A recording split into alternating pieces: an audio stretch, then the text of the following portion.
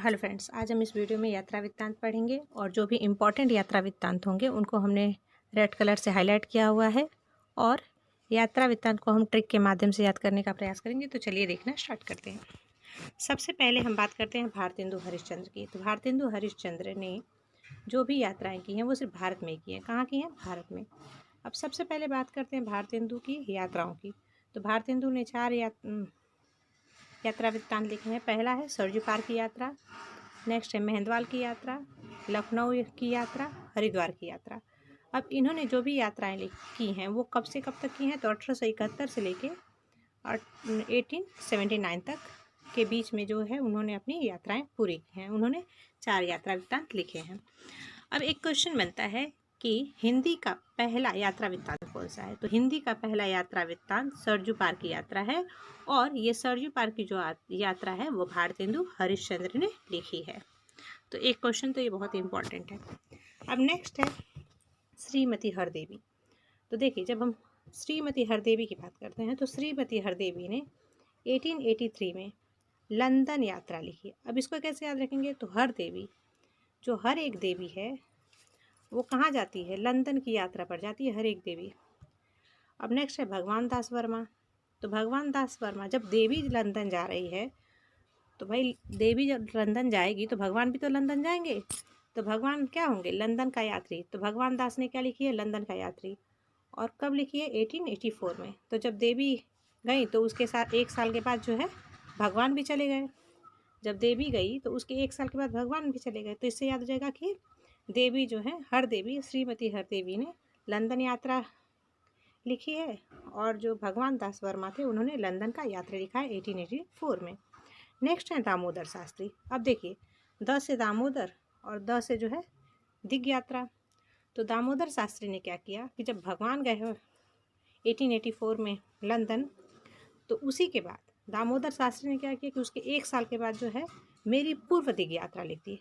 अब पूर्व में यानी कि भारत का मैप मान लीजिए, 1 मिनट, मान लीजिए ये भारत का मैप है। तो भारत के मैप यानी कि पूर्व की दिशा में वो जो है उन्होंने दिग्ग यात्रा की। तो दामोदर शास्त्री ने क्या किया? मेरी पूर्व दिग्ग यात्रा, द से दामोदर, द से दिग्ग यात्रा। अब उन्होंने क्या किया कि उसके 1 साल के बाद यानी कि 1886 में दामोदर शास्त्री ने दक्षिण यात्रा की, यानी मेरी दक्षिण दिग्ग यात्रा। उन्होंने क्या की? पहले तो पूर्व में यात्रा की, उसके बाद से दक्षिण में यात्रा की। किसने? दामोदर शास्त्री ने। तो उनकी रचनाएं 2 रचनाएं थी, मेरी पूर्व दिग्ग यात्रा, मेरी दक्षिण दिग्ग यात्रा। नेक्स्ट है तोताराम वर्मा। अब जब हम तोताराम वर्मा की बात करते हैं तो तोताराम वर्मा कहाँ राज करते हैं? विनोद करते हैं। तो ब्रज में विनोद करते हैं। तो उनकी जो रचना है वो ब्रज विनोद है और उन्होंने कब लिखी? 1888 में तोताराम वर्मा ने। और कहाँ के तोताराम वर्मा थे? तो तोता से होता है ब्रज में। तोताराम वर्मा ने ब्रज विनोद नाम की यात्रा वृत्तांत लिखा। अब नेक्स्ट है देवी प्रसाद खत्री। देवी प्रसाद खत्री। तो देखिए, एक तो कि देवी का प्रसाद और खत्री मतलब खत्री से खाना मान लीजिए। तो देखिए, जब हम देवी का प्रसाद खाना सोचेंगे तो रामेश्वरम में हमको देवी का प्रसाद मिलेगा क्या? नहीं, उसका खतरा होगा, मिलना पॉसिबल नहीं होगा। रामेश्वरम तमिलनाडु में है तो वहाँ पर रामेश्वरम मंदिर में देवी का प्रसाद मिलेगा क्या? नहीं। उसके बाद से है बद्रिकाश्रम। तो बद्रिकाश्रम कहाँ पर है? बद्रीनाथ में, है ना। बद्रीनाथ कोई तो बद्री का आश्रम कहते हैं। तो वहाँ पर बद्रीनाथ में भी देवी का प्रसाद मिलेगा क्या? नहीं। तो देवी प्रसाद खत्री की जो रचना थी वो कौन सी थी? रामेश्वरम यात्रा और बद्रिकाश्रम यात्रा। रामेश्वरम यात्रा 1893 में लिखी गई और बद्रिकाश्रम यात्रा जो है 1902 में लिखी गई। अब उसके बाद से बालकृष्ण भट्ट। अब बालकृष्ण की जो यात्रा वृत्तांत थी वो गया यात्रा थी और उन्होंने कब लिखा? 1894 में। तो इसको कैसे याद रखेंगे? तो बाल गया, है ना, बाल कृष्ण गया यानी बच्चा जो है गया, तो बाल कृष्ण गया यात्रा, इस तरह से याद हो जाएगा। नेक्स्ट है प्रताप नारायण मिश्र। अब प्रताप नारायण मिश्र, अब प्रताप किसका होगा भैया? जो विलायत में रहेगा, है ना। प्रताप किसका होगा? जो विलायत में रहेगा। तो इसे याद हम कर सकते हैं कि प्रताप नारायण मिश्र की जो रचना है वो विलायत यात्रा है और उसको उन्होंने कब लिखा था? 1897 में। नेक्स्ट है ठाकुर गदाधर सिंह। अब ठाकुर गदाधर सिंह ठाकुर गदाधर सिंह की जो रचना थी वो कौन सी थी, यात्रा वृत्तांत कौन सा था, चीन में 13 मास। तो भाई जो हनुमान जी जब गदा लेके गए थे लंका में तो कितने महीने के लिए गए, 14 साल के लिए गए थे। तो राम तो पहले गए थे लेकिन उनको हनुमान जी बाद में मिले, है ना। हनुमान जी कब मिले, गदाधर कब मिले, उसके बाद मिले। तो उस तरह से हम याद रख सकते हैं कि चीन में 13 मास, कितने मास, 13 मास चीन में। नेक्स्ट है स्वामी सत्यदेव परिव्राजक। तो इसको कैसे याद रखेंगे, तो स्वामी सत्यदेव परिव्राजक थे, उनकी जो रचना थी अमेरिका दिग्दर्शन थी। सत्यदेव कहाँ पे गए थे दर्शन करने, तो अमेरिका दिग्दर्शन करने गए थे और अमेरिका भ्रमण करने गए थे। उनकी जो रचनाएं थी वो ये दो थी, और इसके अतिरिक्त भी और रचनाएं तो देखेंगे हम आगे। तो अमेरिका दिग्दर्शन थी वो 1911 में लिखी गई, और अमेरिका भ्रमण जो है 1916 में लिखी गई। अब स्वामी सत्यदेव परिव्राजक की और रचनाएं हैं तो देखते हैं। मेरी जर्मनी यात्रा, उन्होंने मेरी जर्मनी यात्रा 1926 में लिखी। यूरोप की सुखद स्मृतियाँ, अब देखिए पहले अमेरिका में गए, फिर उसके बाद से जर्मनी आए, तो जर्मनी मेरी जर्मनी यात्रा लिखा। उसके बाद यूरोप भी चले गए, तो यूरोप की सुखद स्मृतियाँ लिखे 1937 में। उसके बाद से अमेरिका प्रवास की मेरी अद्भुत कहानी। अब भैया उनको याद आ गई कि मैंने अमेरिका प्रवास में कुछ समय बिताए थे, तो उसकी अद्भुत कहानी भी उनको याद आ गई, तो उन्होंने उसको भी लिख डाली 1937 ईस्वी में। उसके बाद से मेरी 5वीं जर्मन यात्रा, अब उनको जो है अपनी जर्मनी यात्रा की 5वीं जर्मनी यात्रा भी याद आ गई, तो उन्होंने मेरी 5वीं जर्मनी यात्रा लिख डाली। उसके बाद से मेरी कैलाश यात्रा, अब जब सब जगह घूम आए तो सोचे भाई कैलाश यात्रा भी कराऊं, तो इस तरह से सत्य जो है स्वामी सत्यदेव परिव्राजक ने कैलाश यात्रा भी कर ली। तो उन्होंने कैलाश यात्रा कब की, 1951 ईस्वी में। नेक्स्ट है शिव प्रसाद गुप्त। अब देखिए शिव प्रसाद गुप्त को, तो इसको कैसे याद करेंगे, तो जब शिव का प्रसाद लेना होता है हमको, तो मंदिर में हम क्या करते हैं, प्रदक्षिणा करते हैं, यानी गोल गोल घूमते हैं, तो पृथ्वी पर प्रदक्षिणा करते हैं। तो इससे याद हो जाएगा कि शिव प्रसाद गुप्त की जो रचना है वो पृथ्वी प्रदक्षिणा है, और वो कब लिखी गई, 1914 ईस्वी में।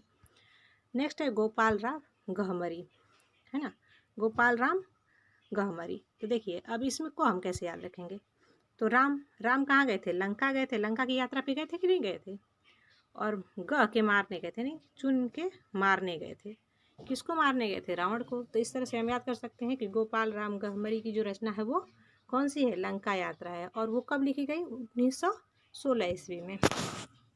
नेक्स्ट है राहुल संस्कृत्यान। अब देखिए राहुल संस्कृत्यान की बहुत सारी रचनाएं थी, तो कौन कौन सी थी चलिए देखते हैं। राहुल संस्कृत्यान की रचनाएं कौन सी थी, तो मेरी लद्दाख यात्रा। जो राहुल संस्कृत्यान थे जब वो भारत के जो है भ्रमण पे निकले, तो उन्होंने क्या किया, सबसे पहले जो है लद्दाख की यात्रा की। मैप अच्छा नहीं बनाया, आप लोग थोड़ा ध्यान दीजिए। तो जब वो गए तो क्या किए उन्होंने, लद्दाख की यात्रा की। यहाँ पर भारत में यहाँ पर लद्दाख है कि नहीं है, तो वो भारत में जब जाते हैं यहाँ पर, तो यहाँ पे वो लद्दाख की यात्रा करते हैं भारत में, ठीक है। उसके बाद से क्या होता है कि जब यहाँ पे लद्दाख में यात्रा कर ली, तो नीचे आए तो लंका की भी यात्रा कर ली उन्होंने। और लद्दाख यात्रा कब की, 1916 ईस्वी में। लंका यात्रा वाली कब की उन्होंने, 1927 से लेके 28 के बीच में। भाई लंबा है ना, दूर है ना, लद्दाख से लेके लंका दूर है कि नहीं, तो इस तरह से उन्होंने लंका की यात्रा की, और 1927 से लेके 1928 के बीच में की। अब उसके बाद से वो चले गए यूरोप, भारत छोड़ के भैया यूरोप चले गए, तो यूरोप की यात्रा पर गए, तो 1932 में गए। अब यूरोप से आ गए वो तिब्बत, यहाँ से आ गए तिब्बत, तो तिब्बत में उन्होंने जो है मेरी तिब्बत यात्रा लिख दी। तिब्बत यात्रा लिखने के बाद से उनको याद आया कि भैया यात्रा के पन्ने भी लिख दिया जाए, सारे यात्रा के पन्ने खोल के देख लिया जाए, तो उस तरह से उन्होंने यात्रा के पन्ने लिख दी। उसके बाद से वो फिर से यूरोप गए, और लिखो उन्होंने 1935 में भी यूरोप यात्रा, यानी ये पहली जो यूरोप यात्रा थी कब की थी, 1932 ईस्वी की थी, और दूसरी जो थी 1935 ईस्वी में लिखी। तो ये राहुल संस्कृत्यान ने लिखी मेरी यूरोप यात्रा, 2 बार लिखी। नेक्स्ट है जापान यात्रा। अब सोचे कि भाई सब जगह जब घूम रहा हूँ तो चलो जापान भी घूम के आता हूँ, तो वो चले गए जापान यात्रा पर 1935 में। उसके बाद से ईरान यात्रा पर चले गए 1935 से लेकर 37 तक। फिर जब उनको याद आया कि भैया मैंने तिब्बत की यात्रा की थी, तो वो क्या करते हैं कि तिब्बत यात्रा, तिब्बत में 1.25 वर्ष, तिब्बत में उन्होंने 1.25 वर्ष बिताए थे, तो उन्होंने 1929 में तिब्बत में 1.25 वर्ष नाम की रचना की राहुल संस्कृत्यान ने। अब भाई उनको याद आया कि जो भारत देश है उसमें किन्नर भी रहते हैं, है ना, तो 1940 में उन्होंने किन्नर देश में रचना लिख दी।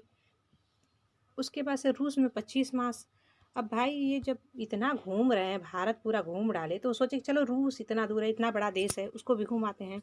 तो रूस में भी गए तो राहुल संस्कृत्यान 25 मास घूम के आए। तो 1944 लेके 1947 के बीच में, तो ये जो रूस में 25 मास बिताए, तो उसके ऊपर उन्होंने यात्रा वृत्तांत लिखा। उसके बाद से घुमक्कड़ शास्त्र 1949 में ईस्वी में। अब भाई घुमक्कड़ शास्त्र क्यों लिखा है? भाई इतने जगह घूम रहे हैं राहुल संस्कृत्यायन, तो इन्होंने एक अपने मन से एक रचना लिख दी, भाई घुमक्कड़ शास्त्र, कि इतना घूम रहा हूँ तो घुमक्कड़ शास्त्र ही लिख देता हूँ। नेक्स्ट है एशिया के दुर्गम खंडों में। तो देखिए, जब इतने सारे देश घूम रहे हैं, इतनी सारी लंका उनका घूम रहे, तो सब किस में है? एशिया महाद्वीप में ही है। तो जब एशिया के इतने सारे जगह घूमे, तो इन्होंने क्या लिखा? एशिया के दुर्गम खंडों में, यानी एशिया के जितने भी दुर्गम खंड है, इनके ऊपर उन्होंने एक रचना लिख दी, यात्रा वृत्तांत लिख दिया। और ये कब लिखा एशिया के दुर्गम खंडों में? तो 1956 ईस्वी में। नेक्स्ट है चीन में कम्यून। तो देखिए, जब वो इतना घूम रहे हैं, रसिया गए, तो चीन तो बीच में ही पड़ता है ना, उसके नीचे भारत के ऊपर तो पड़ता है चीन। तो वहाँ से उनको पता चल गया कि भाई चीन में जो है कम्यून देश है। और वो कब लिखी? 1959 में। कब लिखी चीन में कम्यून? 1959 में। नेक्स्ट है जवाहरलाल नेहरू। अब भाई जवाहरलाल नेहरू सोचते हैं सब घूम घूम के आ रहे हैं, इतना यात्रा कर रहे हैं, तो मैं भी यात्रा करता हूँ। तो जवाहरलाल नेहरू भी चले गए रूस की सैर करने। तो उन्होंने क्या यात्रा वृत्तांत लिखी? रूस की सैर 1929 में। और फिर उसके बाद से लिखते हैं आंखों देखा रूस। जवाहरलाल नेहरू जब रूस की सैर लिखते हैं, तो उसके बाद से रूस की सैर करने जाते हैं, तो वहाँ पे रूस की सैर लिखते हैं। अब जब उन्होंने आंखों से देख लिया, तो लिख दिया कि आंखों देखा रूस। और कब लिखा? 1953 में लिखा आंखों देखा रूस। अब नेक्स्ट है मौलवी महेश प्रसाद। अब मौलवी महेश प्रसाद बोलते हैं कि महेश प्रसाद जो महेश जी हैं, वो क्या बोलते हैं कि भाई सब इतना घूम रहे, मैं भी चाहता हूँ ईरान में यात्रा करने। तो वो भी लिखते हैं मेरी ईरान यात्रा। और कब लिखते हैं? 1930 में। तो मौलवी महेश प्रसाद की जो रचना थी, मेरी ईरान यात्रा थी। नेक्स्ट है कन्हैया लाल मिश्र, आर्योपदेशक। तो इनकी जो रचना थी वो कौन सी थी? हमारी जापान यात्रा।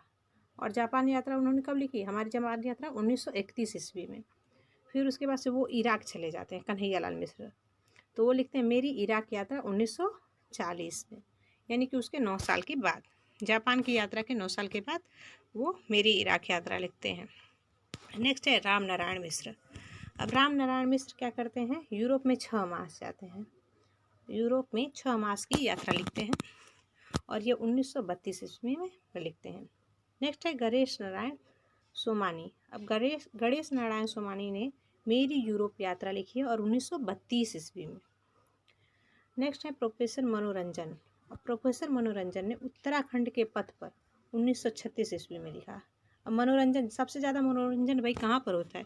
उत्तराखंड में ही तो होता है। उत्तराखंड में ही तो जिम कॉर्बेट नेशनल पार्क है, वहाँ पर फूलों की घाटी है। तो भाई जब जहाँ फूलों की घाटी है, तो वहाँ पर तो मनोरंजन ही होगा। तो इस तरह से याद रख सकते हैं कि मनोरंजन कहाँ पर होगा?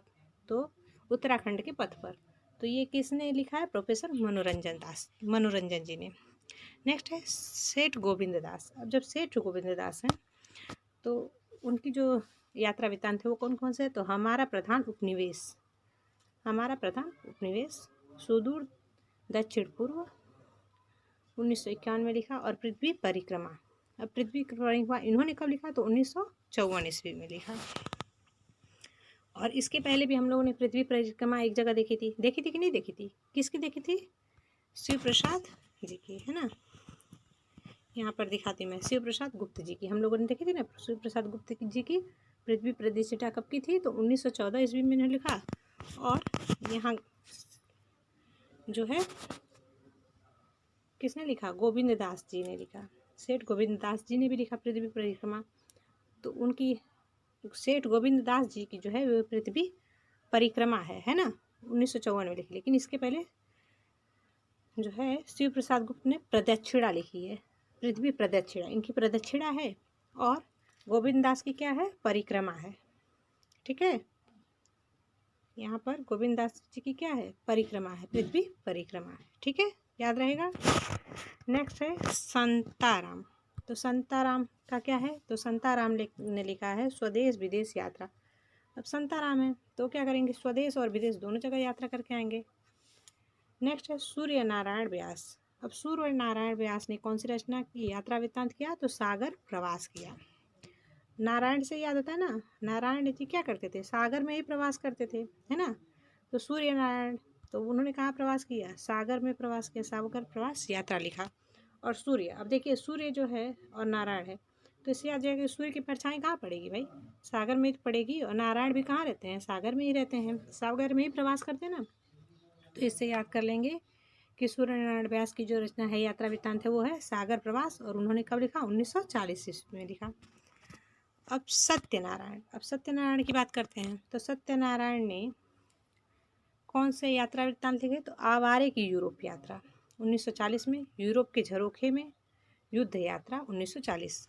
तो इन्होंने जो है सत्यनारायण ने यूरोप की यात्रा, जो आवारे की यूरोप यात्रा लिखी, यूरोप के झरोखे में युद्ध यात्रा 1940 ईस्वी।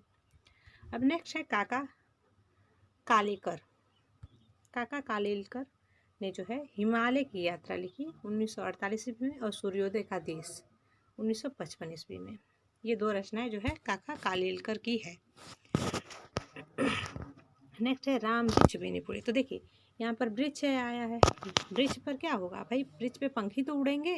तो इससे हम याद रखते हैं कि राम वृक्ष बेनीपुरी की जो रचनाएं थी वो कौन कौन सी थी, पैरों में पंख बांधकर 1952 ईस्वी में लिखा गया, और उड़ते चलो, है ना, उड़ते चलो 1954 ईस्वी में। तो इन्होंने दो रचनाएं की, पहले तो की राम वृक्ष बेनीपुरी की, तो वृक्ष से याद रहे कि पैरों में पंख बांधकर कौन उड़ते हैं, पक्षी चलते हैं ना, तो उड़ते चलो तो 1954 में, 2 साल के बाद ही उन्होंने अपनी रचना की थी। नेक्स्ट है मुनि कांति सागर। अब मुनि कांति सागर की जो रचना थी वो कौन कौन सी थी, खोज की पगडंडियाँ 1953 ईस्वी, और खंडहरों का वैभव 1953 ईस्वी। तो इन्होंने दोनों रचनाएं जो है मुनि कांति सागर ने एक ही साल की, एक तो की भाई सागर में क्या होगी, अगर देखा जाए तो इसको याद कैसे करेंगे, तो सागर है, सागर में क्या होगी भाई, सागर में खोज की पगडंडियाँ, पगडंडियाँ मतलब रास्ता, है ना, पगडंडी का मतलब क्या होता है, रास्ता होता है। तो सागर में खोज करेंगे कि नहीं करेंगे, अगर कहीं जाना है तो रास्ते की खोज करेंगे कि नहीं करेंगे। तो इस तरह से याद सकते हैं कि खोज की पगडंडियाँ। अब भाई जब सागर में जब खोजोगे रास्ता तो क्या होगा, खंडहर पड़ेगा कि नहीं पड़ेगा, कहीं पे कहीं कुछ। तो इस तरह से याद कर सकते हैं कि खंडहरों का वैभव।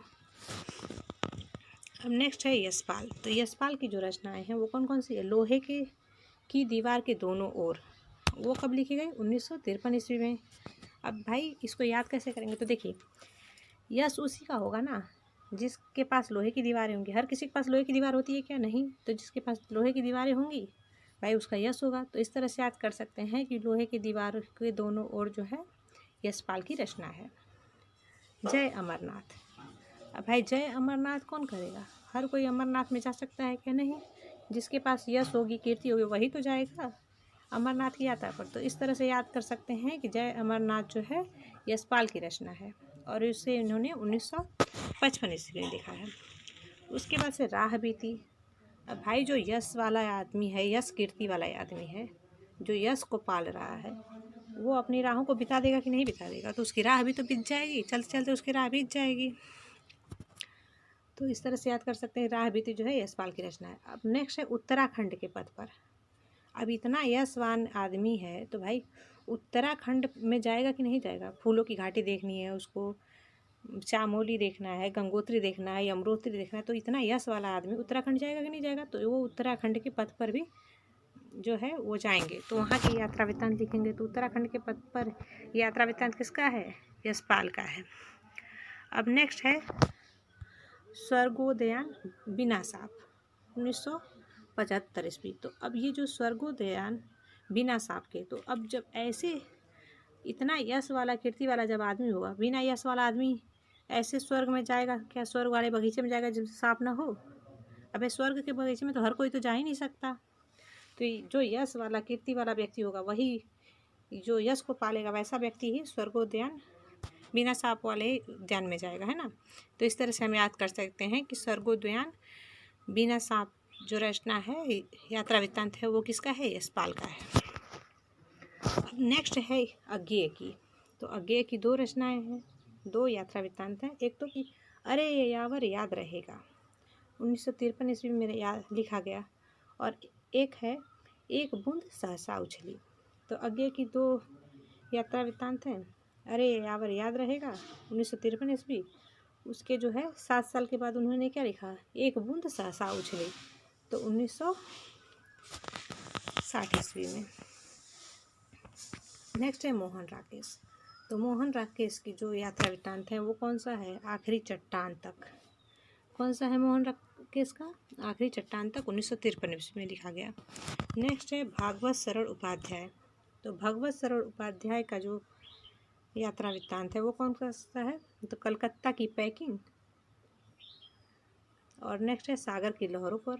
1954 में जो है कलकत्ता की पैकिंग की गई, और सागर की लहरों पर 1953 ईस्वी में, 1959 ईस्वी में लिखी गई। अब इसको याद कैसे रखेंगे, तो भगवत की शरण में, यानी पर प्रभु की शरण में जब जाना है तो भाई अब वो यहाँ पर है, मान लीजिए पश्चिम बंगाल में है, तो कलकत्ता से जब पैकिंग करेंगे और उनको सागर की लहरों पर चलना है ना, सागर की लहरों पर, कलकत्ता से पैकिंग करके कहाँ जाएंगे भगवान की शरण में, तो सागर की लहरों पर। तो इस तरह से याद कर सकते हैं। भागवत सरल उपाध्याय की रचना है कलकत्ता से पैकिंग 1954 ईस्वी, और सागर की लहरों पर 1959 ईस्वी। नेक्स्ट है भदंत आनंद कौशल्यानंद। भदंत आनंद कौशल्यायन की जो रचना है आज का जापान है, उनका यात्रा वृत्तांत क्या है, या आज का जापान। नेक्स्ट है R R Khadilkar. R R Khadilkar की जो यात्रा वृत्तांत है वो कौन कौन से है, तो हाईलैंड में 25 दिन 1954 ईस्वी में इन्होंने लिखी, और बदलते रूस में 1958 ईस्वी में इन्होंने लिखी। अब नेक्स्ट है स्वामी सत्यभक्त। स्वामी सत्यभक्त की जो यात्रा वृत्तांत है वो कौन सी है, तो मेरी अफ्रीका यात्रा 1955 ईस्वी में। नेक्स्ट है श्रीमती बिमला कपूर। अब श्रीमती बिमला कपूर जो है वो अनजाने देश में है, तो उन्होंने क्या रचना लिखी, अनजाने देश में 1955 ईस्वी, श्रीमती बिमला कपूर। नेक्स्ट है अमृत राय। अमृत राय ने क्या लिखा, सुबह के रंग। नेक्स्ट है ब्रज किशोर नारायण। अब ब्रज किशोर नारायण ने नंदन से लंदन लिखा। अब भाई ब्रज से याद आ रहा ना, ब्रज के लाल कौन है, नंद, तो नंदन से लंदन इनकी रचना थी ब्रज किशोर नारायण की। नेक्स्ट है दिनकर। अब दिनकर की कौन कौन सी रचना थी, देश विदेश यात्रा। भाई दिन में ही तो देश और विदेश की यात्रा करेंगे कि नहीं, और मेरी जितनी भी यात्राएं होंगी वो सब किस में होगी, दिन में होगी। तो इस तरह से हम याद कर सकते हैं कि दिनकर की जो रचनाएं थी, यात्रा वृत्तांत थे, वो देश विदेश यात्रा थी, और मेरी यात्रा 1970 ईस्वी। नेक्स्ट है भुवनेश्वर प्रसाद भुवन। तो भुवनेश्वर प्रसाद भुवन की जो रचना थी, आंखों देखा यूरोप था, और वो कब लिखा गया, 1958 ईस्वी में।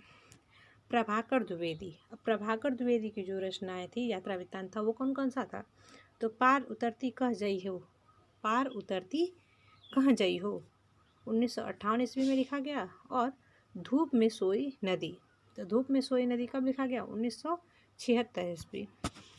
नेक्स्ट है गोपाल प्रसाद व्यास। अब गोपाल प्रसाद व्यास की जो यात्रा वृत्तांत था वो कौन कौन सा था, तो अरबों के देश में, अरबों के देश में कब लिखा गया, 1960 ईस्वी में। नेक्स्ट है यशपाल जैन। तो यशपाल जैन की जो रचना थी वो रूस के 46 दिन थे, और कब लिखा गया, तो 1960 ईस्वी में।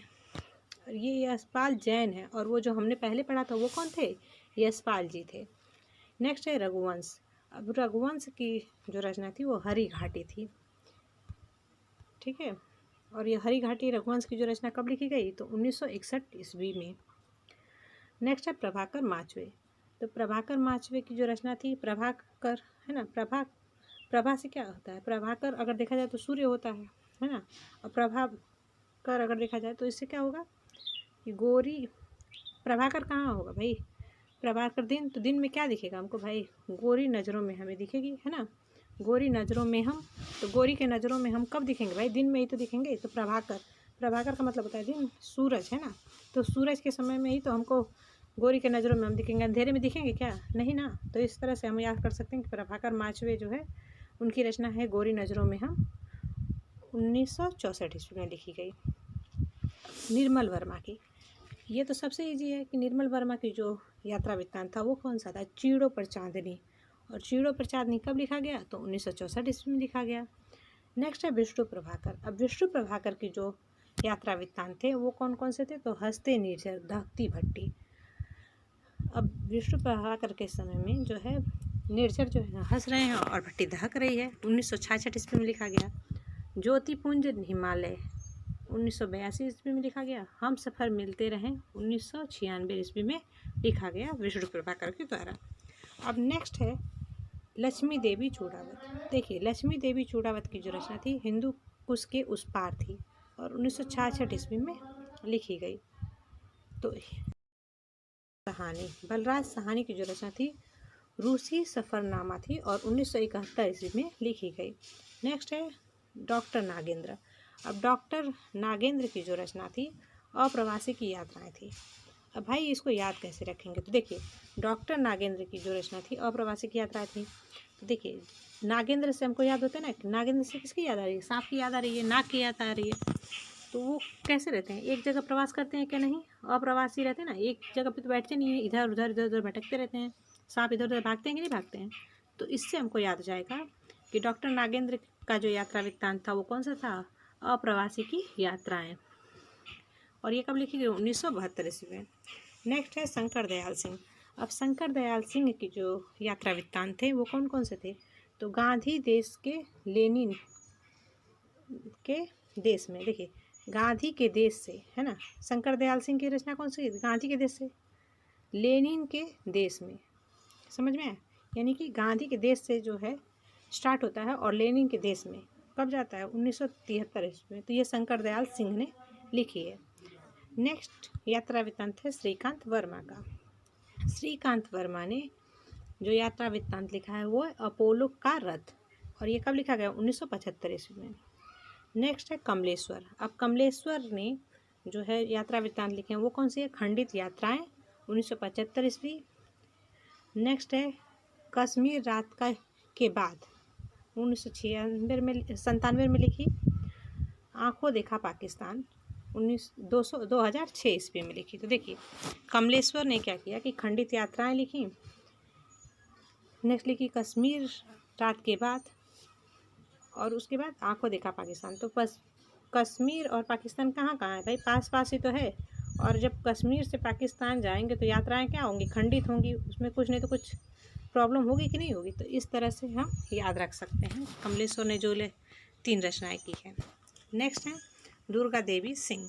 तो दुर्गा देवी सिंह की जो रचना थी सीधी सादी यादें थी। देखिए दुर्गा देवी से याद हो रहा है ना हम लोगों को, दुर्गा देवी और उनका सिंह। तो देखिए जब दुर्गा देवी और उनके सिंह की बात हम करते हैं तो नवरात्रि में जब दुर्गा देवी आती हैं तो उनकी जो भी याद रहती है सीधी सादी यादें रहती है कि नहीं? हमेशा हमको याद रहती है कि इस नवरात्रि में हमने ये किया था, इस नवरात्रि में हमने ये किया। तो ये सीधी सादी यादें थी और ये कब लिखी गई? 1976 ईस्वी में। और किसने लिखी? दुर्गा देवी सिंह की यात्रा वृत्तांत थी। नेक्स्ट है रामेश्वर टाटिया। अब रामेश्वर टाटिया की जो यात्रा वृत्तांत था वो कौन सा था? विश्व यात्रा के संस्मरण। कौन से थे? विश्व यात्रा के संस्मरण। नेक्स्ट है अनंत गोपाल सेवड़े। अनंत गोपाल सेवड़े का जो यात्रा वृत्तांत था दुनिया रंग रंगीली और ये कब लिखा गया? 1978 ईस्वी में। नेक्स्ट है गोविंद मिश्र। अब गोविंद मिश्र की जो यात्रा वृत्तांत थे वो कौन से थे? धुंध भरी सूखी, धुंध भरी सूखी, दरख्तों के पार शाम, झूलती जड़ें, परतों के बीच यात्राएं। अब देखिए ये धुंध भरी सूखी, भाई जब गोविंद कौन थे? कृष्ण है ना, भगवान कृष्ण ही तो थे। तो धुंध भरी सूखी, जब वो गाय चराने जाती थी धुंध होती थी कि नहीं होती थी? भाई ठंडी के मौसम में धुंध होगी कि नहीं होगी? तो धुंध भरी सूखी इससे याद कर सकते हैं। और कब? 1979 ईस्वी में। दरख्तों के पार शाम, अब भाई शाम को भी तो गाय चरा के आ रहे थे तो दरख्तों के पार शाम भी याद कर सकते हैं। और ये कब हुआ? 1980 में, यानी कि इसके 1 साल बाद। झूलती जड़ें, अब भाई जब जा रहे हैं वन में गाय चराने तो वहाँ पे जड़ें झूलती रहेंगी कि नहीं झूलेंगी? बरगद का पेड़ है तो वहाँ से जड़ें झूलेंगी कि नहीं झूलेंगी? झूलेंगी ना। तो इस तरह से झूलती जड़ें 1990 ईस्वी में। अब परतों के बीच, अब परतों के बीच कैसे याद रखेंगे कि मान लीजिए कि भाई गांव में पड़ती जगह होती है कि नहीं होती है? पड़ती जगह होती है ना। तो इससे याद रख सकते हैं कि गोविंद जी जब गाय चराने जाते थे तो परतों पर, यानी जो परत थी ना, पड़ती ज़मीन जो थी उस पर ही, उसके बीच में ही गाय चराते थे। और नेक्स्ट है यात्राएं। तो यात्राएं भी जो है कृष्ण जी ने बहुत सारी यात्राएं की थी। तो यह 2005 में लिखी गई गोविंद मिश्र के द्वारा। नेक्स्ट है शिवानी। अब शिवानी जी ने जो रचना की, यात्रा वृत्तांत लिखा, उसका नाम था यात्रिक। और ये कब लिखा गया? 1980 ईस्वी में लिखा गया। नेक्स्ट है कन्हैया लाल नंदन। कन्हैया लाल नंदन ने धरती लाल गुलाबी चेहरे कब लिखी? 1982 ईस्वी में लिखी। और कन्हैया लाल नंदन ने ये यात्रा वृत्तांत लिखा। नेक्स्ट है विष्णु प्रभाकर। विष्णु प्रभाकर ने ज्योतिपुंज हिमालय 1982 ईस्वी में लिखा और हम सफ़र मिलते रहे 1996 में लिखा। नेक्स्ट है अजीत कुमार। तो अजीत कुमार ने क्या लिखा? सफरी झोले में। यानी कि अजीत कुमार जो है सफ़र कर रहे हैं तो वो क्या लिखेंगे? सफरी झोले में, यानी सफ़र करने वाले झोले में 1998 ईस्वी, यहाँ से कहीं भी 1997 ईस्वी में लिखा उन्होंने। तो अजीत कुमार की दो रचनाएं थी भाई, सफरी झोले में, यानी सफ़र कर रहे हैं, झोला लेके सफ़र कर रहे हैं सफरी झोले में, और यहाँ से कहीं भी चल देंगे, यहाँ से कहीं भी। ये दो यात्रा वृत्तांत लिखे। भाई जो जिसके पास घर बार नहीं है, जो झोला लेके घूम रहा है, वो क्या करेगा? जो झोला लेके घूम रहा है वो यहाँ से कहीं भी चल देगा ना भाई। बोलते ना मोदी जी कि हम झोला उठाएंगे और चल देंगे, तो वही हालत अजीत कुमार की भी थी। नेक्स्ट है राजेंद्र अवस्थी। अब राजेंद्र अवस्थी की हम बात करते हैं तो राजेंद्र अवस्थी की क्या रचना थी? हवा में तैरते हुए। अब राजेंद्र अवस्थी हैं तो एक अवस्था में, अवस्थी से क्या होगा? अवस्था।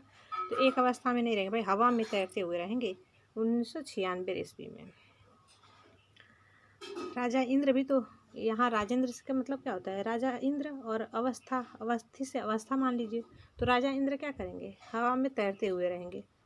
ठीक है। रामदरस मिश्र। अब रामदरस मिश्र की जो रचनाएं थी वो कौन सी? तना हुआ इंद्रधनुष। राम के दर्शन में, यानी राम है ना, राम दरस से क्या याद आ रहा है? राम याद आ रहा है। और दरस, देखिए जब विवाह करने जाते हैं तो लोग उसमें क्या दर्शन करते हैं कि तना हुआ इंद्रधनुष। जब राम इंद्रधनुष को तानते हैं तो टूट जाता है कि नहीं टूट जाता है? तो इससे याद रख सकते हैं कि रामदरस मिश्र ने तना हुआ इंद्रधनुष नामक यात्रा वृत्तांत लिखा था। भोर का सपना। अब भाई भोर का सपना, तो मान लीजिए कि राम जी हैं और वो एक सपना देख रहे हैं कि भाई सीता चोरी हो गई। तो कब सपना देखा? भोर में देखा, तो भोर का सपना। और पड़ोस की खुशबू। अब भाई दरस से तो क्या होगा? पड़ोस में कोई भी खुशबू है तो लोग एक बार देखने की कोशिश करेंगे कि नहीं करेंगे? एक बार देखने की कोशिश करेंगे, है ना। तो दरस से क्या होगा? रामदरस मिश्र जो है पड़ोस की खुशबू को झांकते हैं, देखते हैं। ठीक है। तो पड़ोस की खुशबू, तो ये कब लिखा गया? 1999 ईस्वी में। नेक्स्ट है धर्मवीर भारती। अब धर्मवीर भारती ने यात्रा चक्र लिखा। धर्मवीर भारती ने क्या लिखा? यात्रा चक्र लिखा। वीर कौन होगा भाई? जो चक्र चलाएगा वही ना। तो ये धर्मवीर भारती ने क्या लिखा? यात्रा चक्र, और 1995 ईस्वी में लिखा। नेक्स्ट है शिव प्रसाद सिंह। अब शिव प्रसाद सिंह ने सब्जा पथ कथा कहे। शिव प्रसाद सिंह ने क्या लिखा? सब्जा पथ कथा कहे। और कब लिखा? 1996 ईस्वी में लिखा। नेक्स्ट है कर्ण सिंह चौहान। कर्ण सिंह चौहान ने यूरोप की अंतर यात्राएं लिखी। तो कब लिखे? 1996 ईस्वी में।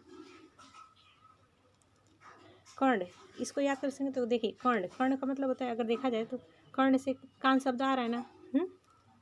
तो कान में जो है अंतर की यात्राएं, यानी जो अंतर की बातें होती हैं। मान लीजिए अंतर, तो अंतर से क्या होगा कि